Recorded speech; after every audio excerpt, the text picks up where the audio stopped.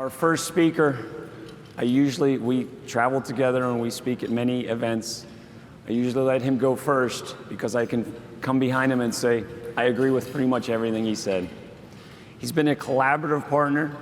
He rolls up his sleeves, he gets his hands dirty, and he works for us. Please welcome the acting COO, Tim Arel. Thank you, Rich, and good evening, everyone. It's great to see you in person, and it's great to be back at CFS.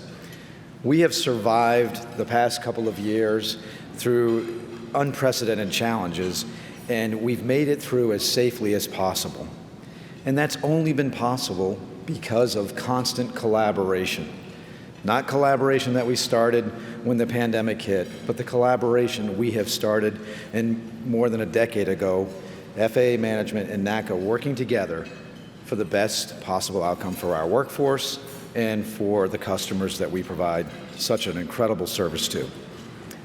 I do want to pause for a moment and personally thank all of you who physically reported to work every day, took the necessary precautions for your safety and that of your coworkers, and most importantly, kept the NAS open and operating safely. Thank you.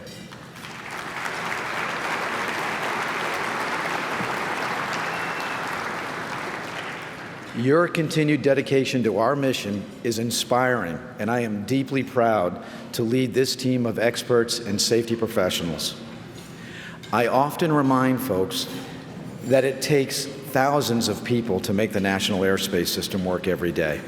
From those that design, install, and modernize and maintain our equipment and facilities, to those that develop training and procedures, as well as so many of you that work to gather safety data and report safety information every day to help us make that training, our procedures, and our equipment that much better. I'm honored to participate in recognizing all of our heroes this evening.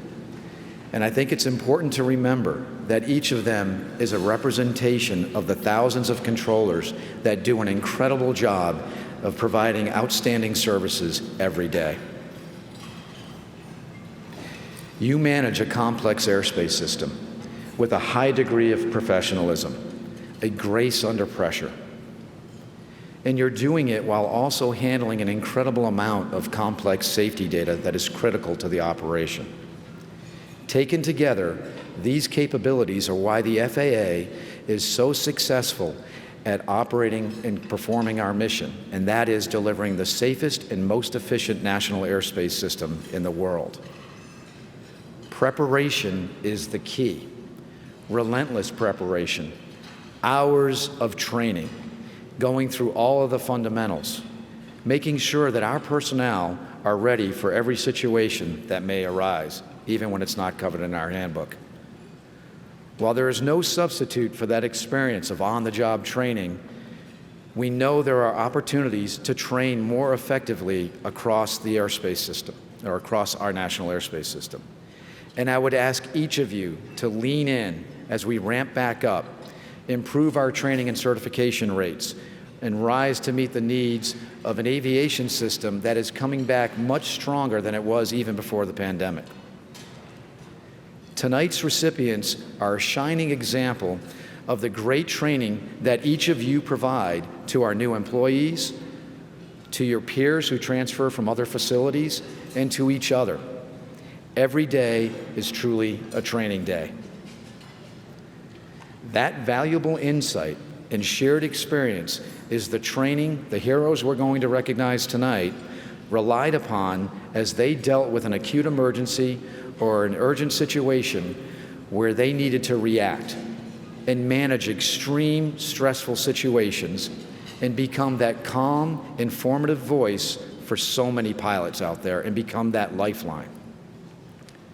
Safety is a never-ending commitment.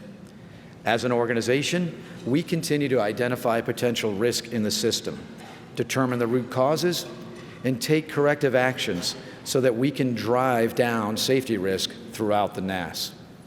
We're doing this through our safety management system. And as many of you know, SMS is about continuous improvement.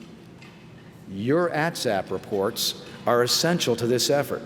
So please, continue to submit those reports and share that critical safety information that helps us identify potentially high risk in the system and put the appropriate mitigations in place.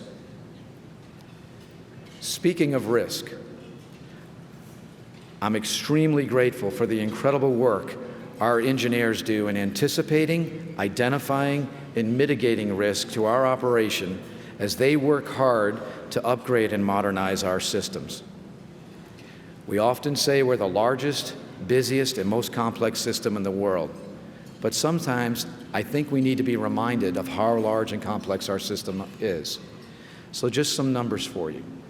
We have 313 federal air traffic control facilities and another 260 federal contract towers, many of which we maintain.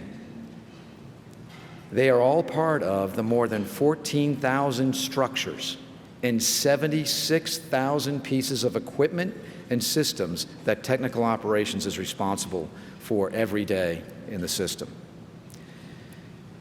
This is why I'm so proud of the operational risk management work that we're going to be recognizing this evening, or that we'll be watching you all recognize, because without reliable power, newer radios, and upgraded radars, many of the saves that you're going to hear about tonight may not have been possible.